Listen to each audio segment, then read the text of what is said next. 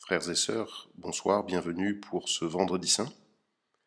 À Troyes, nous lirons des extraits du récit de la Passion selon l'évangile de Matthieu. Nous lirons dans les chapitres 26 et 27, dans la traduction Parole de vie. Ces temps de lecture seront aussi entrecoupés de musique et de chant. Et puis à la fin, ça n'est que le silence qui sera là, sans doute parce que il n'y a pas autre chose à entendre que le silence après la mort du Christ en attendant Pâques. Merci de votre écoute.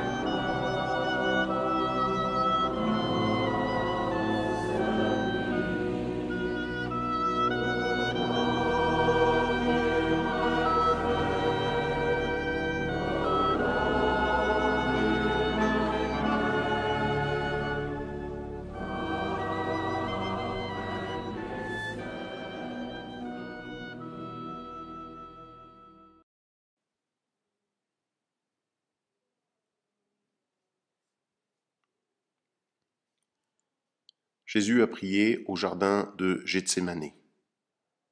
Judas arrive, l'un des 12. Il y a avec lui une foule nombreuse de gens avec des armes et des bâtons. Ils viennent de la part des chefs des prêtres et des anciens du peuple. Judas, celui qui livre Jésus, a déjà expliqué à la foule ce qu'il va faire. Il leur a dit : « L'homme que je vais embrasser, c'est lui. Arrêtez-le. » Judas s'approche tout de suite de Jésus en disant : « Salut, maître », et il l'embrasse. Jésus lui répond : « Mon ami, fais ce que tu dois faire. » Alors les gens s'approchent, ils mettent la main sur Jésus et ils l'arrêtent. Un des disciples de Jésus prend son épée, il attaque le serviteur du grand prêtre et lui coupe l'oreille. Jésus lui dit : « Remets ton épée à sa place. En effet, tous ceux qui prennent des armes seront tués par des armes. » Tu crois que je ne pourrais pas appeler mon père ? Il m'enverrait tout de suite plus de 12 armées d'anges. Mais alors, ce que les livres saints disent ne se réaliserait pas. En effet, ils disent que les choses doivent se passer de cette façon. Ensuite, Jésus dit à la foule, « Vous êtes venus me prendre avec des épées et des bâtons, comme pour arrêter un bandit ? Tous les jours. J'étais assis dans le temple et j'enseignais. Pourtant, vous ne m'avez pas arrêté. » Tout cela réalise ce que les prophètes ont dit dans les livres saints. Alors, tous les autres disciples abandonnent Jésus et ils partent en courant.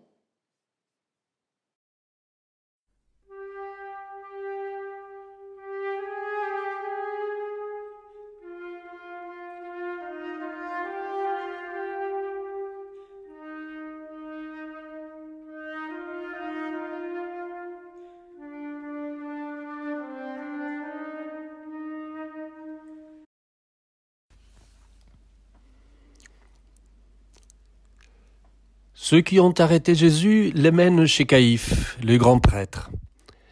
Là, les maîtres de la loi et les anciens sont réunis. Pierre suit Jésus de loin jusqu'à la cour de la maison du grand prêtre. Il entre dans la cour et il s'assoit avec les serviteurs. Il veut voir comment cela va finir. Les chefs des prêtres et tous les tribunaux religieux cherchent une fausse raison d'accuser Jésus pour le condamner à mort. Mais ils n'en trouvent pas. Pourtant, beaucoup de faux témoins viennent dire des mensonges contre Jésus. À la fin, 2 hommes arrivent et ils disent « Cet homme a dit, je peux détruire le temple de Dieu et le reconstruire en 3 jours. » Alors le grand prêtre se lève et il dit à Jésus « Tu ne réponds rien ? Qu'est-ce que ces gens disent contre toi ?» Mais Jésus se tait. Le grand prêtre lui dit « Au nom du Dieu vivant, je te demande de répondre. Est-ce que tu es le Messie, le Fils de Dieu ?» Jésus lui répond, « C'est toi qui le dis. Mais je vous l'affirme, à partir de maintenant, vous verrez le Fils de l'homme assis à la droite du Tout-Puissant. Il viendra sur les nuages du ciel. » Alors le grand prêtre déchire ses vêtements et dit, « Il a insulté Dieu. Nous n'avons plus besoin de témoins. Vous venez d'entendre l'insulte. Qu'est-ce que vous en pensez ?» Ils lui répondent, « Il doit mourir. » Alors il crache sur le visage de Jésus et il le frappe à coups de poing. D'autres lui donnent des gifles en disant, « Mais si, devine, dis-nous qui t'a frappé. »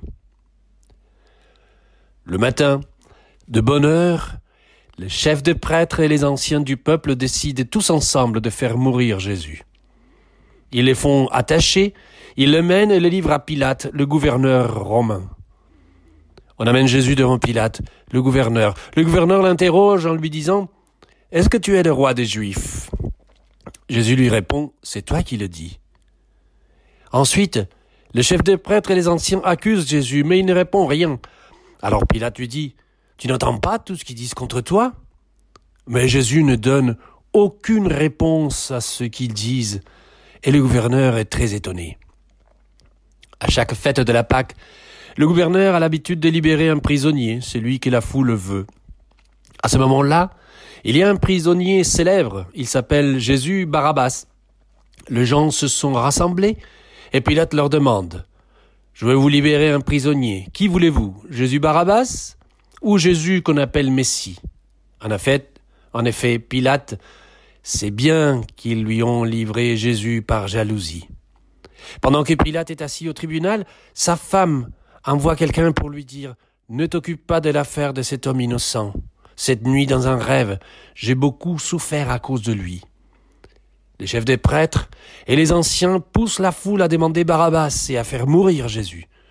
Le gouverneur leur dit « Je vais vous libérer un prisonnier. Lequel de 2 voulez-vous » Ils répondent « Barabbas !» Pilate leur demande « Qu'est-ce que je vais donc faire de Jésus qu'on appelle Messie ?»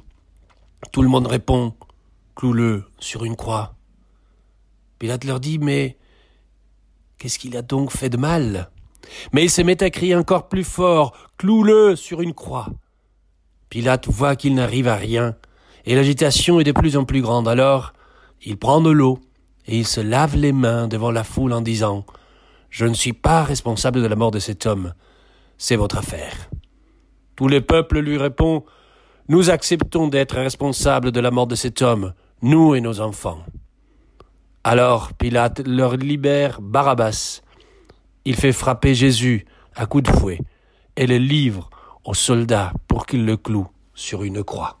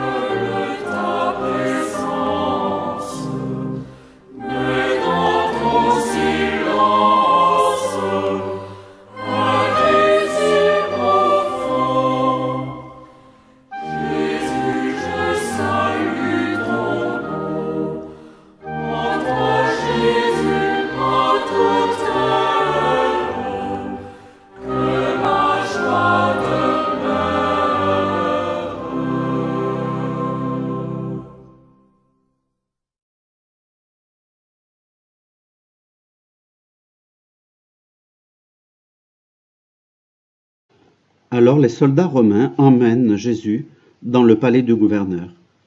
Ils rassemblent toute la troupe autour de lui. Pour se moquer de lui, ils lui enlèvent ses vêtements et lui mettent un habit rouge. Ils tressent une couronne avec des branches épineuses et la posent sur sa tête. Ils lui placent un roseau dans la main droite. Ensuite, ils se mettent à genoux devant lui et ils se moquent de lui en disant « Salut, roi des Juifs !» Ils crachent sur lui et ils prennent le roseau pour le frapper sur la tête. Quand ils ont fini de se moquer de Jésus, ils lui enlèvent l'habit rouge et lui remettent ses vêtements. Après cela, ils l'emmènent pour le clouer sur une croix. Quand les soldats sortent de la ville, ils rencontrent un homme de Cyrène appelé Simon. Et ils l'obligent à porter la croix de Jésus. Ils arrivent dans un endroit appelé Golgotha, ce qui signifie le lieu du crâne. Ils donnent à boire à Jésus du vin mélangé avec un liquide amer. Jésus le goûte et il ne veut pas en boire. Ensuite, les soldats le clouent sur une croix. Ils tirent au sort pour savoir qui aura ses vêtements. Puis, ils les partagent entre eux. Et là, ils s'assoient pour garder Jésus. Au-dessus de sa tête, il y a une pancarte. Elle indique pourquoi il est condamné. On a écrit « C'est Jésus, le roi des Juifs ». Les soldats clouent aussi 2 bandits sur des croix à côté de Jésus, l'un à sa droite, l'autre à sa gauche. Les gens qui passent par là secouent la tête et ils insultent Jésus en disant « Tu voulais détruire le temple et le reconstruire en 3 jours. Eh bien, si tu es le Fils de Dieu, sauve-toi toi-même et descends de la croix. » Les chefs des prêtres, avec les maîtres de la loi, et les anciens se moquent de Jésus. Ils disent « Il a sauvé les autres, mais il ne peut pas se sauver lui-même. C'est le roi d'Israël maintenant, il n'a qu'à descendre de la croix, alors nous croirons en lui. Il a fait confiance à Dieu, et bien si Dieu l'aime, il n'a qu'à le sauver maintenant. En effet, cet homme a dit « Je suis le Fils de Dieu ». Et même les bandits qu'on a cloués sur des croix, à côté de Jésus, l'insultent de la même façon.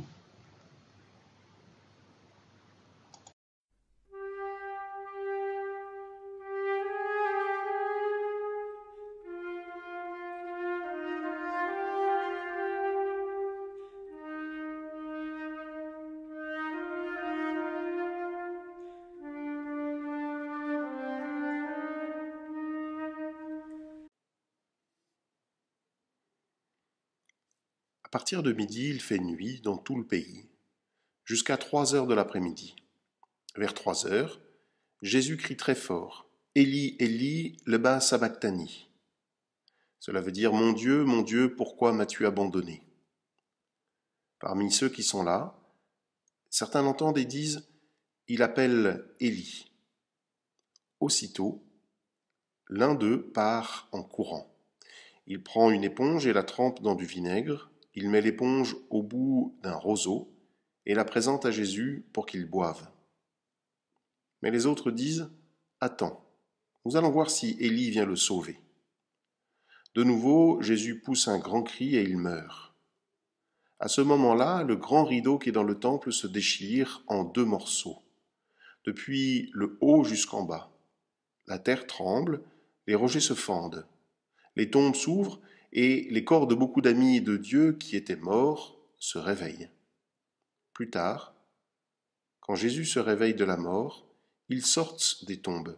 Ils entrent dans Jérusalem, la ville sainte, et ils se montrent à beaucoup de gens. L'officier romain et les soldats qui gardent Jésus avec lui voient que la terre tremble. Ils voient aussi tout ce qui se passe. Alors ils ont très peur et ils disent « Vraiment, cet homme était fils de Dieu. » Beaucoup de femmes sont là. Elles regardent de loin. Elles ont suivi Jésus depuis la Galilée pour le servir. Parmi elles, il y a Marie de Magdala, Marie la mère de Jacques et de Joseph, et la mère des fils de Zébédée.